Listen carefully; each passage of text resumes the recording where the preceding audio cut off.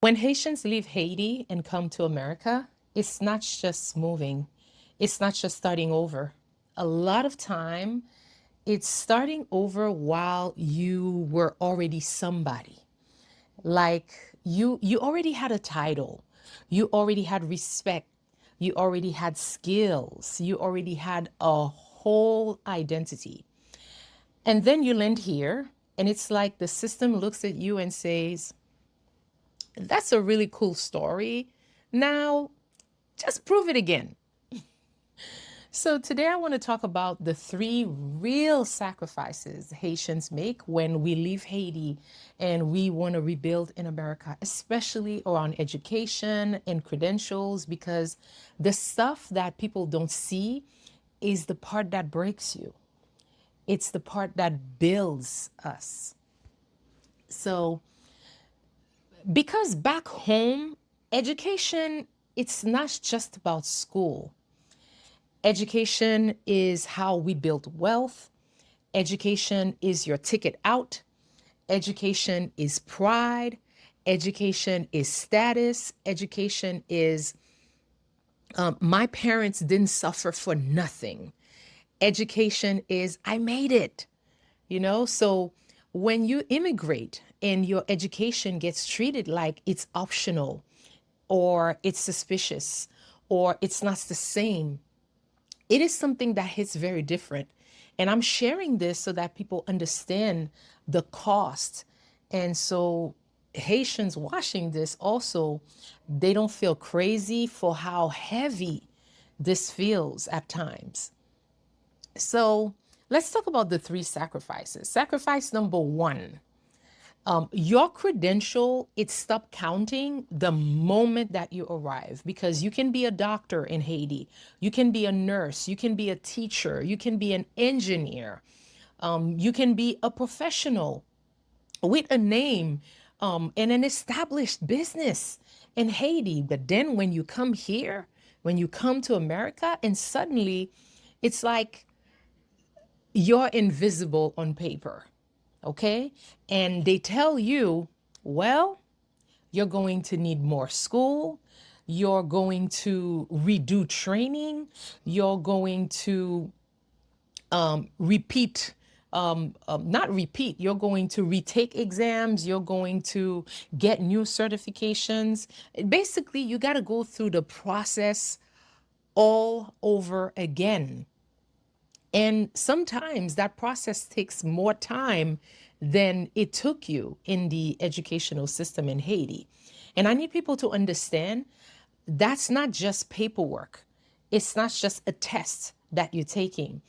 It feels like it's a professional eraser, like everything you did, it's gone. Well, it's okay, it's not really gone, but you get what I'm saying. You want to come and continue where you left off. You don't want to reprove yourself again. And that's waking up one day and realizing that you used to be someone important in your field in Haiti, and now you're being treated like you're starting from zero. And it's not always about the money, it's the time, it's the pride, it's the emotion, it's the investment, because we do not have public schools. So from kindergarten all the way to college, you're paying out of pocket. So that's a lot to erase, when you decide that you want to come to a different country.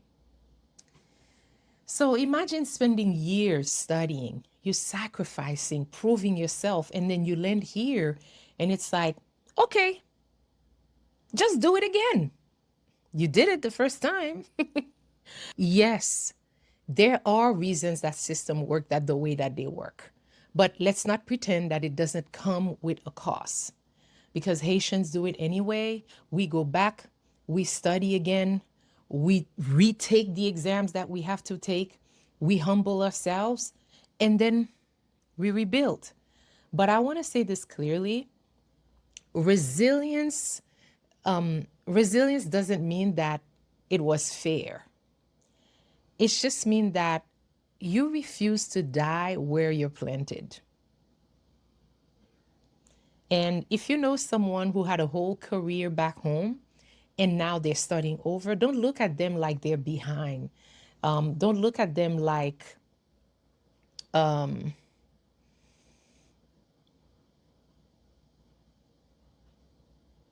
well, they're not behind.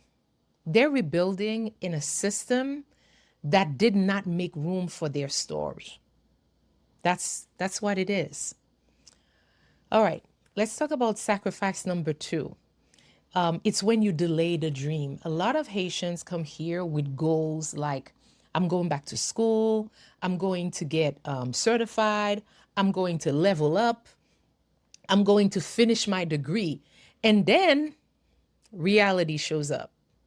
You got rent, you got bills to pay, you got childcare, you got transportation, um, you got a mortgage, immigration paperwork.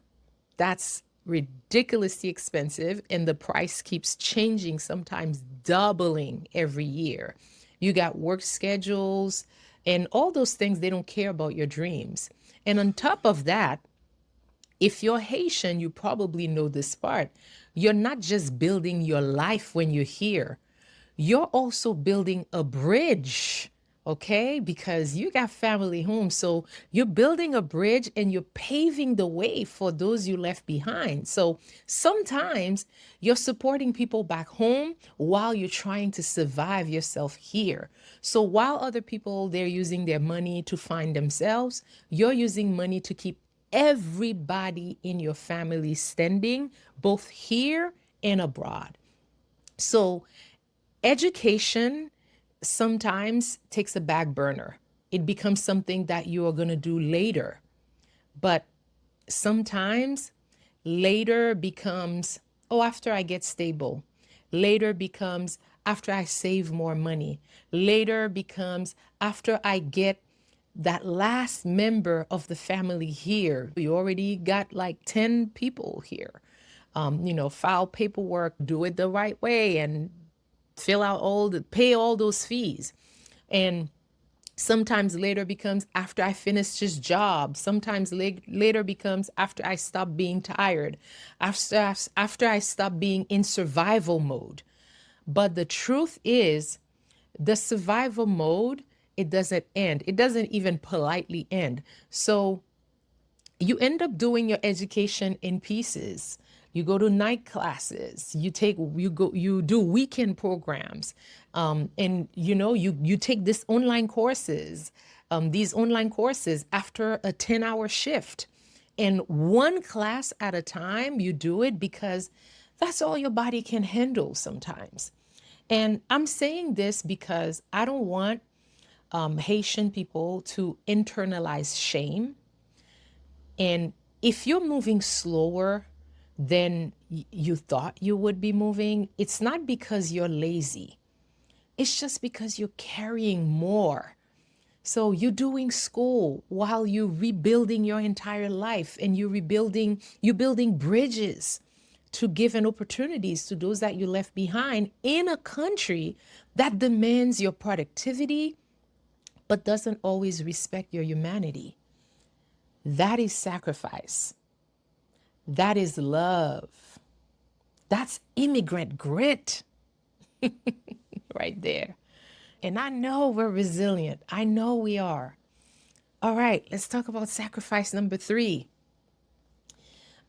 Sacrifice number three is a tough one because we all go through it from time to time. It's nostalgia. And I don't mean nostalgia like, oh, I miss the food. I mean nostalgia like grief. Because the hardest part isn't always the money or the paperwork or the career, the credentials that you had back home. Sometimes the hardest part is missing the way that life felt back home. Life had a rhythm. The workday ended, and it ended for real. you know, no overnight shift. You could still sit down and eat with people you love. Weekends, they didn't feel like recovery from working too hard. Weekends, they felt like living. You could go to the beach.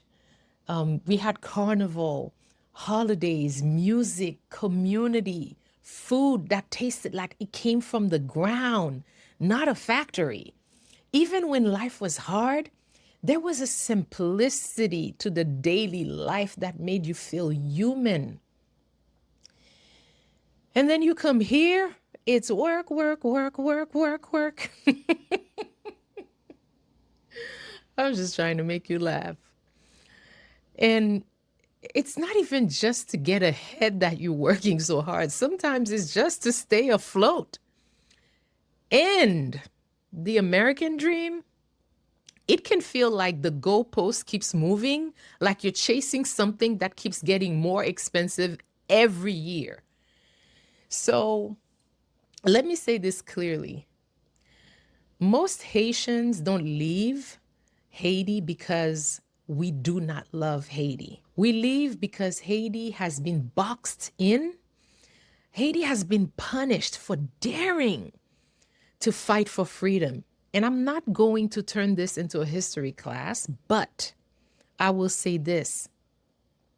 Haiti paid a brutal price for being the first Black republic to win its freedom, its independence, and the impact of that kind of forced economic punishment, it doesn't just disappear. It echoes and it carries on for decades. So yes, we come here hoping to build something. Knowledge, stability, options. We're hoping that we can give back one day to our country because we traded the simplicity of a daily life for a version of success that can feel that it never stopped charging you interest. So, if you're Haitian and you felt that grief, if you're an immigrant and you felt that grief about your country, you're not ungrateful and you're not confused. You're just human. And missing home doesn't mean that you made the wrong decision. It means that you loved your life too. So when you see an immigrant in America grinding 2 jobs, 3 jobs, don't assume that we came with nothing. A lot of us, we came with educations, we came with skills, we came with a whole life that we built, and we just left it all behind. But we traded that familiarity for possibility, and we carry the cost in ways that people don't always see. We carry it here. So for those of you who don't know me, my name is Webley, and I am on this consistency journey to show up on YouTube 100 days / 365 days. Today is day 30. Oh, it feels good. So subscribe, and I hope that you will join me tomorrow for day 31. Bye.